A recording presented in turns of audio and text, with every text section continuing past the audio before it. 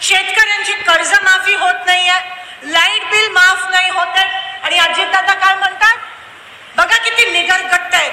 अजितदादा काय म्हणतात, ओ इलेक्शनच्या आधी हे सगळं बोललं जातं, त्याच्यानंतर ह्याचं काही महत्व नसतं. म्हणजे तुमचा वापर केला, तुमच्या जीवावर मतदान घेतलं आणि इलेक्शनला निवडून आल्यावर तुम्हाला सोडून दिलं, तुमचा अपमान केला. की अमेरिकेत झुकलात तेव्हा आपल्या सेनेचा त्याग जो आहे तो तुम्ही नाकारलात. म्हणजे केवढा मोठा अपमान तुम्ही माझ्या देशाचा आणि माझ्या सेनेचा केला. आणि त्याचं पण प्रोपगॅन्डा करत होते, सिंदूर ठिकठिकाणी वाटत होते. तेव्हा आपल्या महिला भगिनींनी म्हणाला आम्हाला नकोय हा फार्स.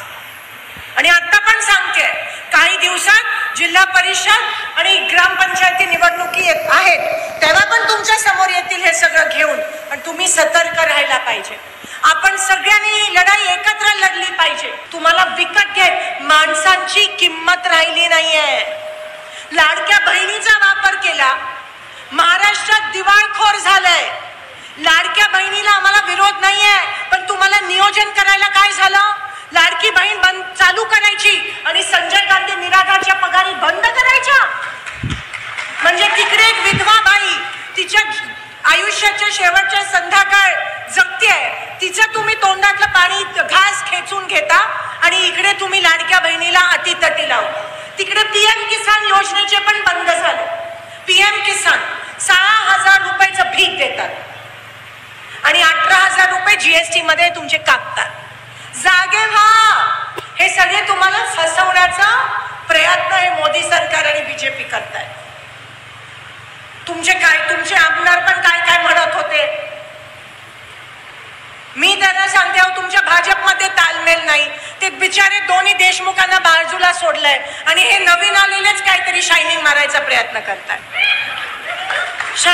अशफाक जी आप बोले की हेलिकॉप्टर लेके, काँग्रेसची लोक ही तळागाळातली कितीही मोठे असले, कितीही मुख्यमंत्र्यांच्या या ठिकाणी नातू असल्या, मुली असल्या आणि मोठ्या मोठ्या संस्थांचे जरी मालक असले तरी आमचे पाय जमिनीवर आहेत.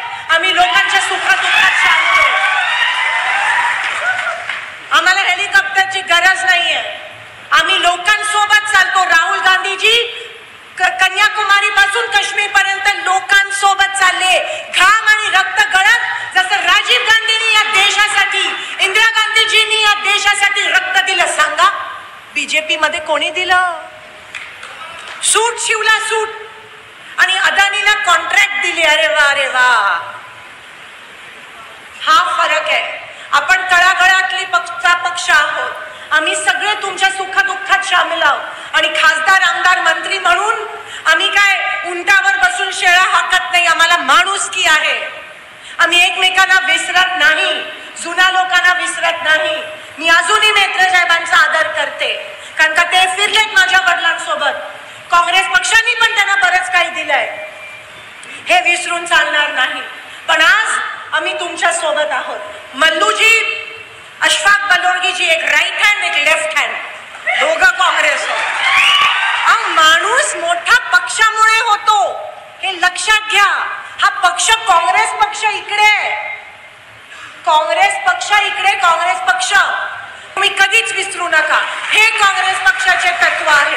मी तुमच्या सुखदुःखात सामील आहे. मी माझ्या शेवटच्या श्वासापर्यंत तुमच्या सोबत आहे. ही लढाई, हा संघर्ष आपला लढायचा आहे, पण मजबूतीने लढायचा आहे. हे फक्त दो दिन की चांदनी, हे बीजेपीचं आहे ना, 2 दिन की चांदनी. आज बघा, देवेंद्र फडणवीस, एकनाथ शिंदे आणि अजितदादांमध्ये काही तालमेल नाहीये. एकमेकांना खेचतायत. देवेंद्र फडणवीस त्यांच्या पीए बनू देत नाहीयेत. ह्यांच्यामध्ये ह्यांची नावं नसतात, ह्यांना स्टेजवर बसायला जागा नसते. लवकरच ते तुटणार आहे. सगळी ती बिघाडी होणार आहे त्या आघाडीची.